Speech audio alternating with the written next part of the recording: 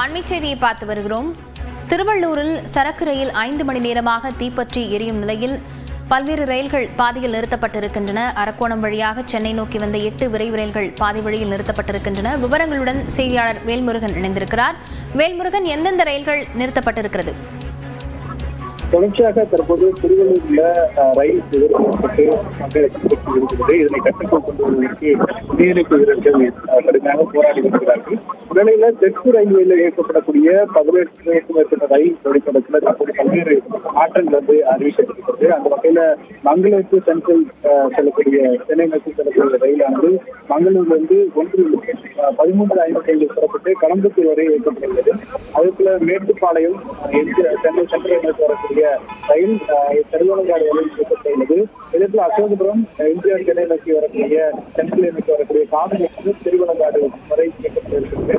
இதுபோன்று பல்வேறு ரயில்கள் கிட்டத்தட்ட மாற்றி இயக்கப்படுவதற்கான ஏற்பாடுகள் செய்யப்பட்டிருக்கிறது. அதே போல வழித்தடங்கள் மாற்றங்கள் செய்யப்பட்டிருக்கிறது.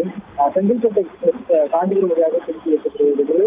குறிப்பாக பெரம்பூர், சென்னை எக்மோர், மாம்பலம், தாம்பரம் பேருந்துகளை இங்க நிறுத்தப்படாமல் மாற்றி வைப்பதற்கு ஏற்பாடுகள் செய்யப்பட்டிருக்கிறது. திருவனந்தபுரம் சென்ட்ரல் அதிவேக எக்ஸ்பிரஸ் தற்போது வேணகிரிந்தால் புதூர் வழியாக தற்போது இயக்குவதற்கு ஏற்பாடுகள் செய்யப்பட்டிருக்கிறது. திருச்சியில் திருத்தணியில கூடுதல் நிறுத்தமானது கொடுக்கப்பட்டிருக்கிறது. அதேபோல எக்ஸ்பிரஸ் மும்பை செல்லக்கூடிய அதிவேக ரயிலானது ரேணுகுண்டா வழியாக திருச்சி வரைக்கப்பட்டிருக்கிறது.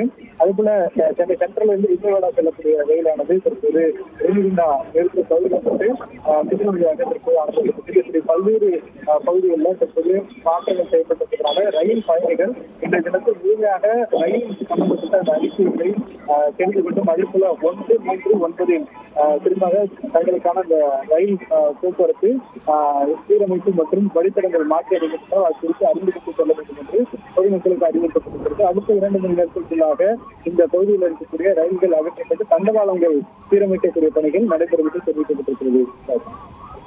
விவரங்களுக்கு நன்றி வேல்முருகன்.